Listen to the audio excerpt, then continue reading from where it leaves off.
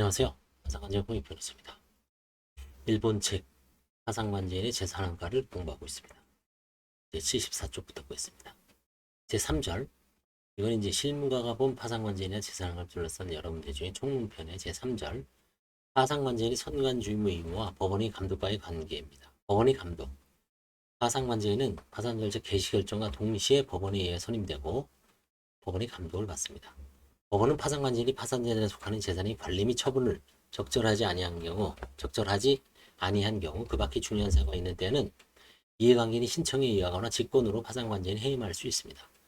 파산관제인은 공정하고 중립적으로 직무집행을 하여야 하며 선량한 관리자로서의 주의무를 집니다.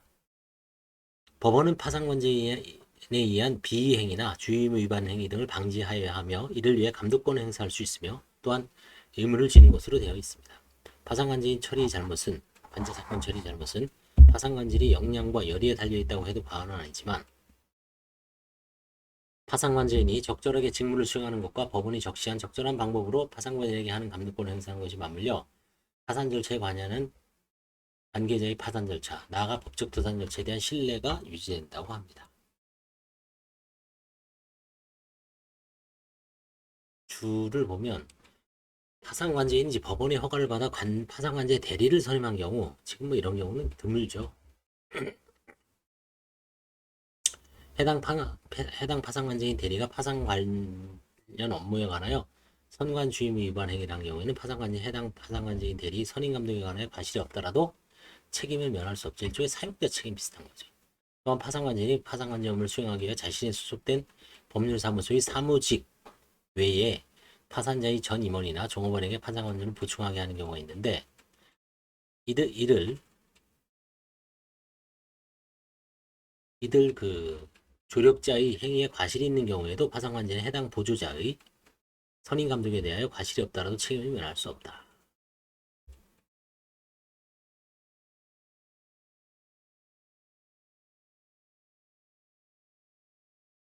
이제 감독의 범위를 한번 보겠습니다.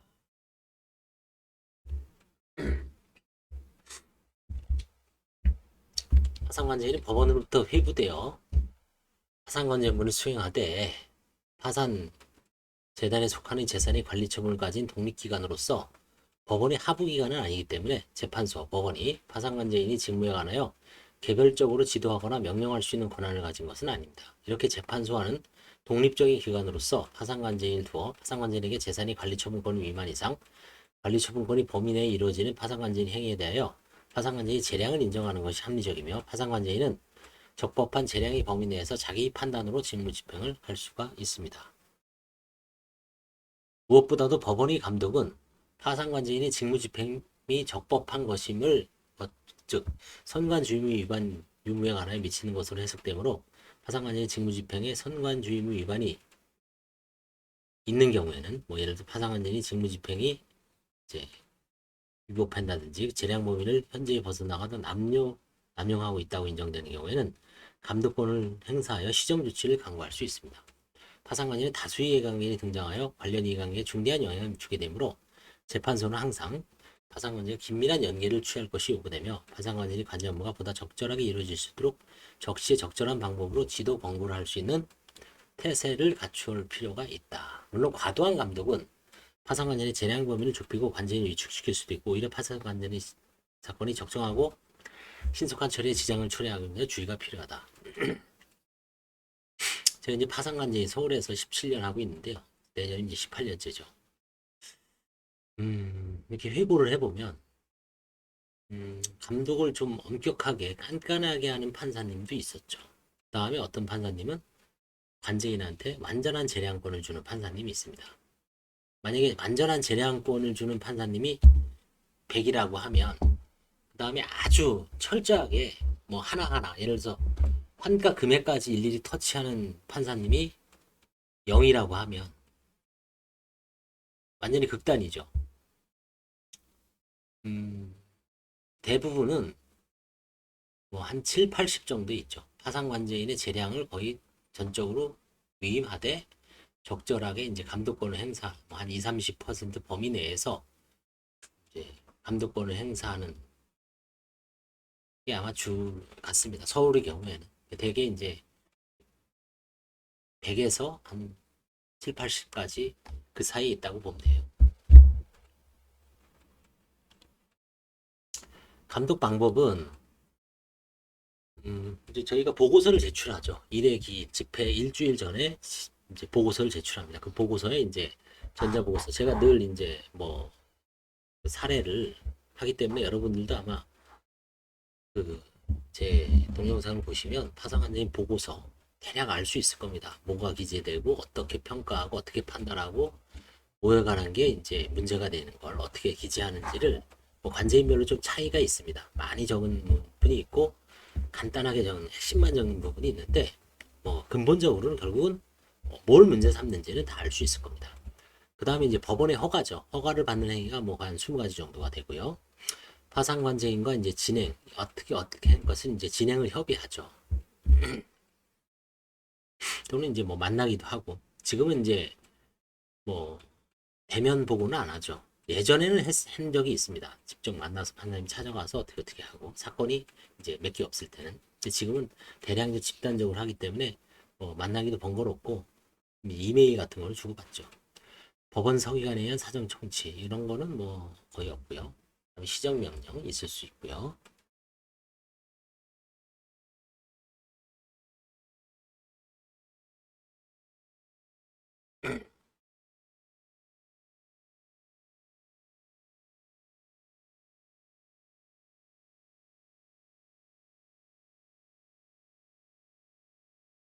시정명을 꼽을 수 있고 이 밖에 채권자 집회의 개최와 계속도 저 채권자 집회를 개최하죠.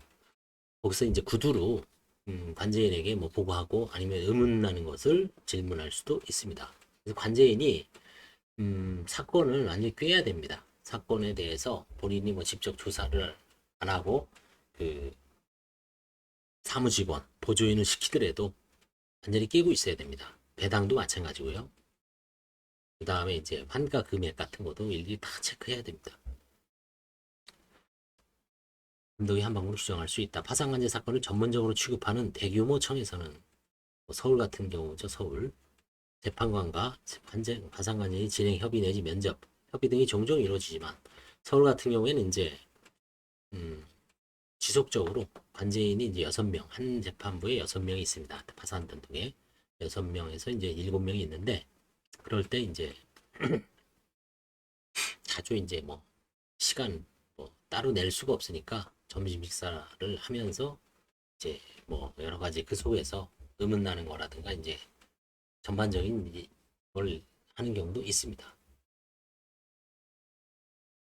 중소규모청에서는 재판관이 파산관제 사건 우리나라도 그렇죠. 전문법원이 없죠. 전문법원이 없는 지금 전문법원은 서울, 수원, 부산만 생겼죠. 나머지 이제 뭐 광주나 대전, 의정부, 그 다음에 이제 뭐 청주, 그 다음에 춘천, 강릉 이런 데서는 재판관, 판사가 파산관제 사건뿐만 아니라 민형사 사건의 소송 사건이나 가사 사건 등을 겸무로 담당하고 있습니다. 이건 뭐 일본이나 우리나라랑 마찬가지네요. 재판관이 판사가 파산관제인과 진행 협의 내지 면접을 하는 경우는 많지 않으며 파산관제 사건을 담당하는 재판소 서기관이 창구에서 파산관제인 내지 파산관제 소속된 법률사무소의 사무직원, 보조인이죠. 일상적으로 접하고 이때는 이제 서기관한테 맡기네요. 혹은 전화나 팩시밀리로 응집하는 등 문제점 등의 파악과 파산관제 처리에 관한 조언 등을 하는 경우가 많은 실정이다. 이건 일본의 얘기죠. 우리나라는 이제 지방은 좀 다를 수가 있습니다. 주 6번 한번 읽어볼까요? 주 6. 재판소의 감독 권한 행사 방식에 대해서는 재판소 내지 개별 재판관에 따라 스탠스가 이제 위치나 뭐 이런 거죠. 처지가 다르다는 것을 부인할 수 없다.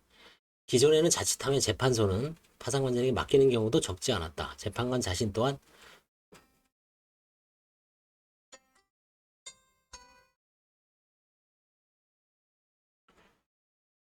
재판소는 파산관장에게 맡기는 경우도 적지 않았다. 재판관 자신 또한 재판관 자신 또한 법원 서기관에 맡기는 경우도 적지 않았다.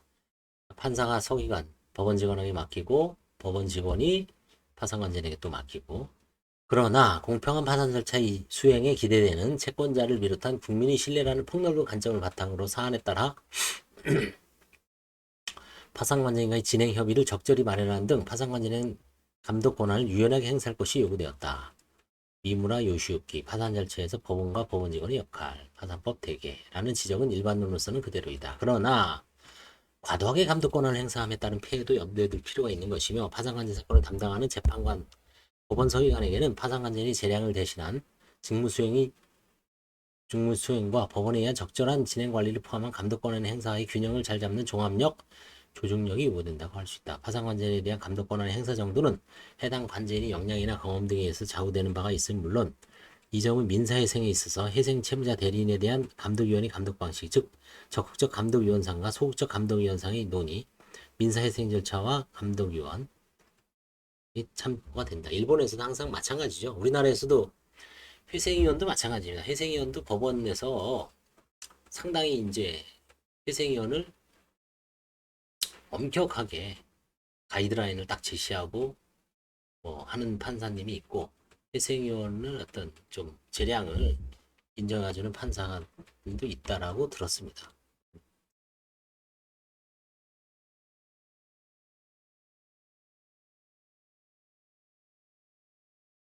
우리나라에서는 이제 법원 사무관, 서기관이 관여하는 경우는 거의 없는 것 같아요. 이제 파산부에서 사실은 이제 계장이라 그러죠. 지금 이제 법원 뭐라 그러죠? 실 지금 실 여직원은 이제 여자 그 주사본가 옛날에는 그분은 이제 실무관이라고 바뀌었고, 대장님은 이제 참여관이라고 그러죠. 참여관이라고. 그분이 이제 뭐 6급 주사, 그렇죠. 그 정도 되죠. 직급이. 그분들은 사실은 예전에 뭐 이렇게 조서 작성하고, 그 다음에 이제 나중에 배당에 기재하고, 흑철 관리하고, 그 다음에 이제 그 저거 찍어주죠. 인증 등본 같은 거 찍어주고, 판사 결정문 같은 게 원본에 등본 같은 거 교부해주고, 그런 업무를, 그 다음에 이제 뭐 배당에 기재하고, 그 다음에 뭐 채권 조사 등본 같은 거 이제 채권 업무로 관리하고, 이런 업무를 많이 하시죠. 근데 지금은 그분과 관련해서도 저희가 참여관하고 이렇게 뭐 접촉하는 경우는 거의 없다라고 봅니다. 오히려 실무관하고는 이제 많이 접촉하죠.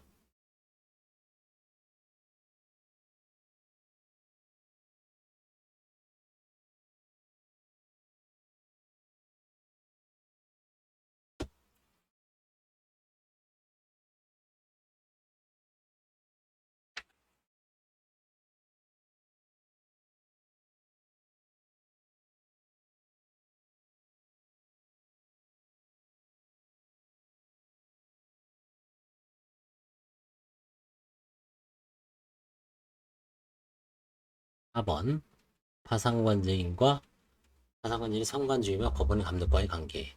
상기 앞에서 벌써 발생이 이와 같이 법원의 감독은 파상관제의 직무집행의 적법성, 즉 성관주의무 위반 여부에 관해 미치는 것이므로 파상관제인이 직무집행에 성관주의무 위반되어 있는 경우에는 그것을 시정시킬 수 있습니다. 파상관제인이 명백한 법령 위반의 직무집행을 하는 경우에는 법원은 파상관제인이 성관주의무 위반임을 쉽게 파악할 수 있으므로 감독권 행사에 필요한 시정 등의 조치를 강구할 수 있습니다. 그러나 파상관제인의 직무집행은 다양하며 상기 1과 같이 파상관제인이 각 직무가 때로는 상반 내지 대립하여 파상관제인이 얼마나 적정하게 간접 업무를 처리하는지 곤란한 문제에 직면할 수 있습니다. 또한 파상관제인은 적법한 재량의 범위 내에서 자기 판단에 따라 직무집행을 할 수 있는데, 파상관제인 직무집행이 적법한 재량의 범위 내에 있는지 아니면 재량의 범위를 명백히 일탈 남용하고 있는지를 볼 수 있는지 여부는 법원이 적시에 적절하게 파악하여 판단하기는 매우 어렵다는 것이 필자의 이제 쓴 분의 실무 감각이다. 그렇죠. 법원에서 막 하루 종일 눈 뜨고 볼 수도 없잖아요.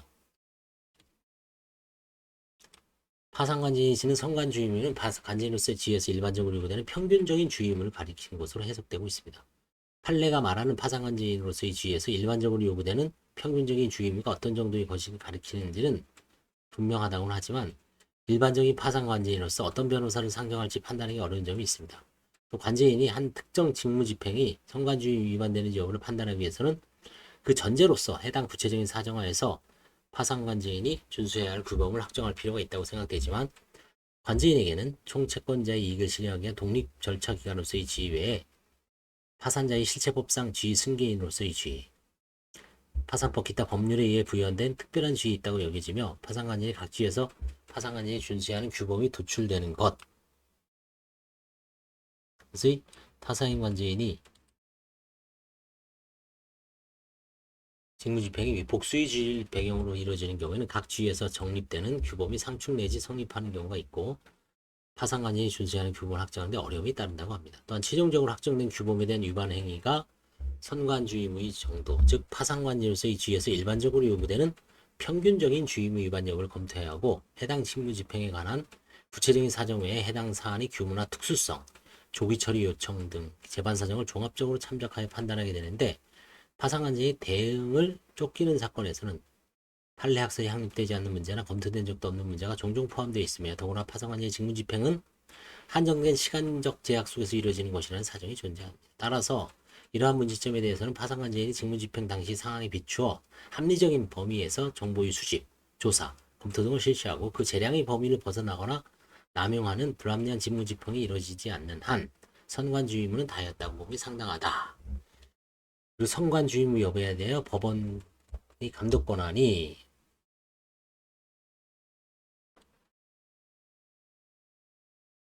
밑에 보면 뭐 일본에도 논문이 많네요.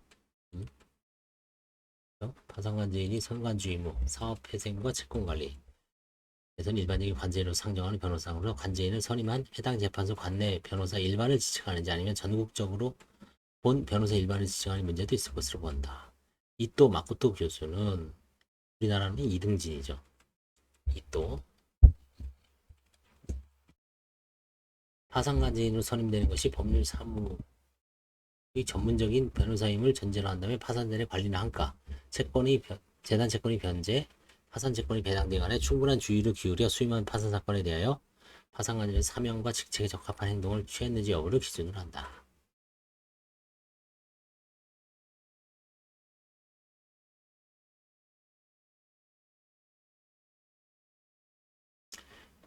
이 점에서 진료에 해당하는 의사에게 부과되는 주의무의 기준은 진료 당시 이른바 임상의학 실천의 의료 수준이며 의료 가후 소송에서 의사의 주의무 위반 여부를 판단하는 전제로서 진료 당시의 의료 수준을 증거 등에 의해 인정하게 된다.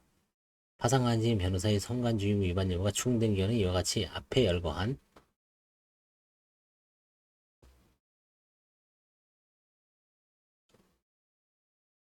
일본에서도 이게 아마 논의가 되는 것 같아요.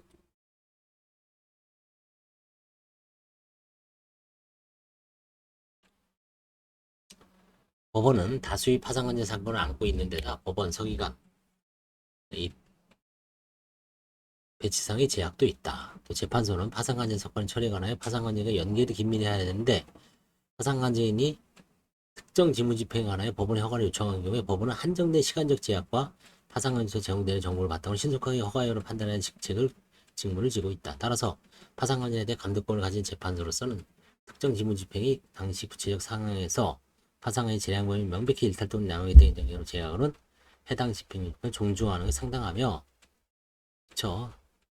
서울은 이제 저희도 뭐 거의 예를 들어서 이런 겁니다. 제가 얼마 전에 이런 사건이 있었어요. 채무자가 이제 어떤 상대방 채권자로서 파산 채무자가 이제 파산 선고 전에 파산 선고를 당하기 전에 자기가 채권자로서 다른 사람과 이제 분쟁이 있었습니다. 부동산 뭐 매매와 관련된 분쟁인데 가압류를 해놨더라고요. 가압류를 한 3천인가 2천 정도 2천인가 얼마 해놨어요. 이 3천을 해놨는데 상대방이 제소 명령을 내렸습니다. 가압류에 대해서. 그러니까 이제 제소 명령이 파산 선고 이후에 왔어요. 그래서 저희가 알게 돼서 제소 명령하면 이제 소송을 해야죠. 그래서 보니까 뭐 소송을 제기를 했습니다. 돈 얼마 달라. 법률 문제가 이제 복잡합니다. 규칙 사유가 누구한테 있는지 뭐 법인도 끼어 있고 복잡한데 상대방은 이건 줄 의무가 아니다. 의무가 없다. 돈을. 그래서 이제 결국은 뭐 이거는 사실은 장기간에 걸쳐서 1심도 해야 되고 2심도 해야 되고 그래서 상대방도 이제 전혀 안 줄 생각은 아닌 것 같아요. 그래서 대폭 할인된 금액에서 600만 원 받고 가압류 취하해주고 한 30%? 30% 정도 됐나? 2, 30%. 뭐 법원 그 금액을 만약에 판사가 따질 수도 없죠. 관제인도 마찬가지예요. 그 600이 진짜 적정한지 끝까지 소송을 가면 뭐 2천인가 3천을 다 받을 수 있는지 아니면 완전히 쫄딱 망하는지 지는지 알 수가 없는 사정이죠. 그래서 상대방이 이제 뭐 상대방한테 이제 한 1,000만 원 정도를 이제 제시를 했지만 상대방은 거기서 더 깎아서 적절하게 이제 화해를 했습니다. 이거 한번 보겠습니다. 재판소는 파상한 허가 신청이 있는 경우 해명을 요구할 필요가 없는 한 1일, 2일간의 허가 여부를 결정한다고 주장하고 있었습니다. 지금도 거의 뭐 바로 허가를 해주죠. 현재 운영 우리나라도 비슷합니다. 우리나라에서 이제 지금은 전자수송을 하니까 딱 뜨죠. 실무관이나 어디 그 법원의 어떤 시스템에 관제인 제출 서류가 딱 뜨니까 그거를 이제 실무관이 이제 결제를 올리는 경우도 있고, 그렇죠? 그런 시스템을 하는 것 같아요.